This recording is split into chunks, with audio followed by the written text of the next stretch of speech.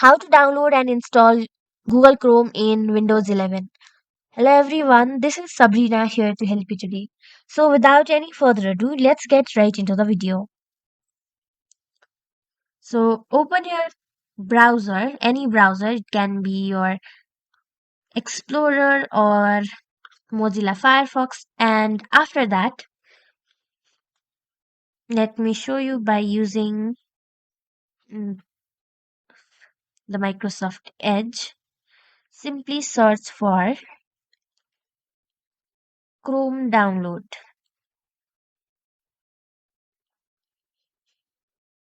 And then it will be right here. Select that. Now tap on download Chrome. It will go in the section of downloads. After that, simply open the file and install it in your computer or your laptop. So that's how you do it.